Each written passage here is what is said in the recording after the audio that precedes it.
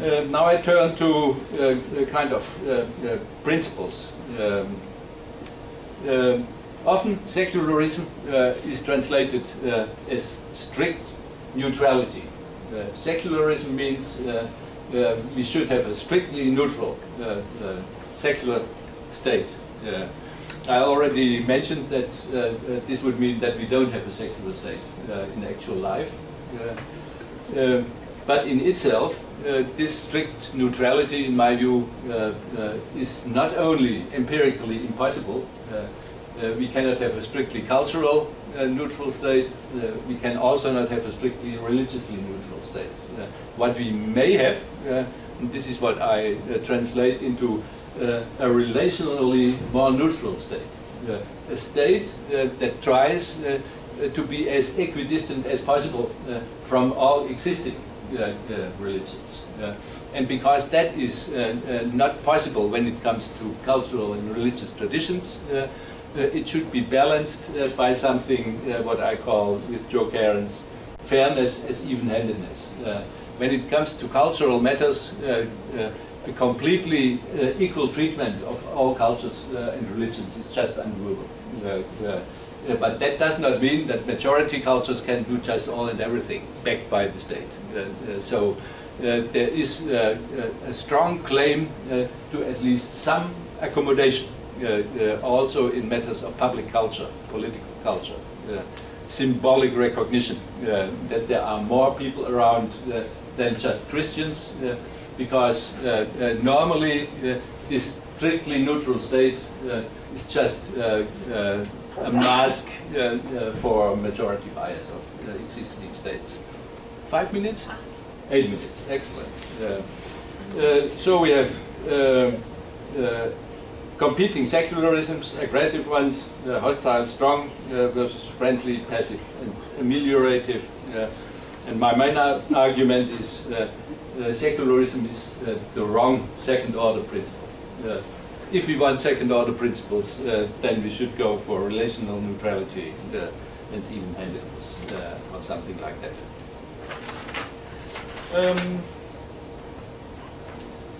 This strict separation argument I do brutally brief. Strict separation does not exist. This is my main claim. Nowhere on earth. And there are also good reasons why it should not exist. It's a dystopia instead of a realist utopia. So in this regard, we have a huge institutional variety of relationships between organized religions and the state. Nearly every state is doing it differently. Many states in Europe can be characterized as officially selective cooperation regimes between states and organized religions. As brief as that, does liberal democracy require one law for all, a uniform civil code, as you have learned in Ontario with regard to the Sharia arbitration tribunals, or is it compatible with religious personal law and legal pluralism? The interesting thing is that not only the Turkish prosecutor and the Turkish Constitutional Court think that there is not any possibility for legal pluralism with regard to private personal law, but that this is actually tolerated and backed by the European Court of Human Rights in its decision. This is quite scandalous, in my view, because it would outlaw long-standing practices which have been part and parcel also in Ontario before the Muslims came up with the idea of an arbitration tribunal. It's good for all others, but not for the other. Last. Oh no. So, I skip through these. Ethical secularism, a comprehensive liberalism as a supreme way of life, this is clearly incompatible with a modern understanding of pluralist democracies. This you find very explicit in the Turkish ruling. The next one is a philosopher's hobby, justificatory or foundational secularism. Modern pluralist democracy, in my view, is compatible with competing symbolic universes, and there is not one theory or perspective which has to be foundational. So secularist foundationalism from Spinoza to nowadays does not work. There are two other strategies. The one is known to people who have heard of Rawls. That is an overlapping consensus. So you have different competing justifications. If they end up with reasons in favor of liberal democratic constitutionalism, that is just fine. A third one, which has been called a common ground strategy by Charles Taylor, seeks a middle ground in all existing religions. This is very prominent by Gandhi, for instance. So, whatever Indian justices say, Gandhi has not been a secularist. And the last one, secularism as a meta-narrative or a symbolic universe. I wanted to quote from the Turkish ruling because that's quite spectacular. Secularism is rationalism, is science, is the cornerstone of our civilization, and what have you. Constitutionalizing secularism in this regard, as rationalism, science, modernization, civilization, is incompatible with religious freedoms and with the open character of pluralist democracies. It seduces constitutional courts to declare rationalism or scientism as a general foundation and or universally accepted ideal, Weltanschauung. To declare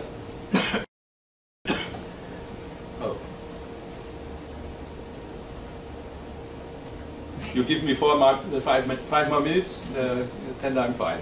We give me 5 minutes. Okay. To officially pronounce ethical secularism as the only way of life, to construct all religions as dogmatic and inimical to humanity, civility, liberalism and democracy, and the most rude thing, it seduces constitutional courts to speculate on the true essential meaning of religions and to declare all contrary official statements of religious parties and representatives as pretext because they have to hide their real meaning. And their real meaning is incompatible. It's just all religions are, and people have to be liberated from religion instead of guaranteeing individual and collective freedoms of religion. So, last part, only for the Turkish case, a bit of contextual court bashing. Refa's defense against these accusations has been, we observe the principle of secularism in the Turkish constitution, but we give a different understanding to it, more in line with the European Convention of Human Rights. They have been accused by doing that for takiye, hiding the real intentions. It's just pseudo-secularism, not real secularism. So if courts join that, courts use secularism as a weapon in ideological and political battles. And the Turkish court, Kemalist, elitist, is well known for doing that. They did not install theocracy, nor claim to install theocracy. They did also not ask for a replacement by secular, so-called secular or general private personal law. They asked for the acknowledgement of religious private personal law under specified conditions. Now, what does the European Court do with that? And that is quite amazing. On the one hand, clearly courts have to take history into account, right? Because they have, we cannot balance competing rights without contexts. But there are declarations that, on the one hand, Ottomanism has been a totalist, defender of totalist religion, and that Kemalism has been the world champion in liberal democracy is outrageous. So a European court should not be allowed to do such reconstructions of history.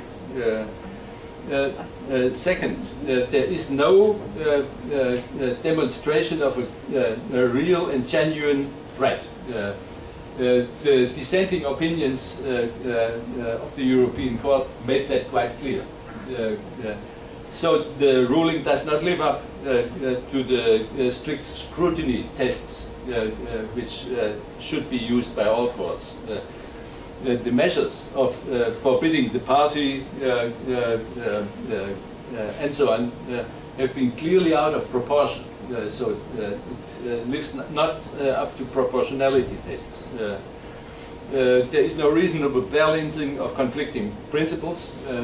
Eventually, the sole ground for dissolution has not been violence or a threat to violence or whatever, but a violation of the principle of secularism. So in this case, it's a contextually wrong judgment for the wrong reasons. In India, it's different. In my view, in these Bomai cases, it has been the right decision for the wrong reasons, but that also can happen. So, last thing, and I touch only on the first three of my conclusions. I hope to have shown that secularism is clearly not the same as liberal constitutionalism and or liberal democratic constitutionalism. Only very specific interpretations of secularism live up to the minimum of liberal democratic constitutionalism. That might in itself be a reason not to continue using secularism in these arguments. Now, the second point is there are some serious strategic disadvantages connected to this broadly shared strategy of so let's go for alternative secularisms. This is also the strategy of the AK party in Turkey. I mentioned three. It distracts from the normatively relevant issues. All, whether secular or religious or whatever, should subscribe to the basics of liberal democratic constitutionalism. The second one, it seduces you into the wrong friends. All secularists are friends of liberal democratic constitutionalism, quote none, and the wrong enemies. All religions are opposed to liberal democratic constitutionalism, and obviously the wrong coalitions. And more specifically, for post-Islam in Muslim majority countries, it asks for the wrong institutional and doctrinal learning process. They have first to turn into secularists, and then they can learn liberalism and democracy. What they should do is learn from their own resources, and they are as good as or better as Christianity to defend liberalism and democracy. That's what it is. In militant democracies like in Turkey or in India, constitutionalizing and adjudicating secularism threatens to undermine the impartiality and the political legitimacy of constitutions and supreme courts. So that's what I wanted to tell you. Sorry for being a bit too long.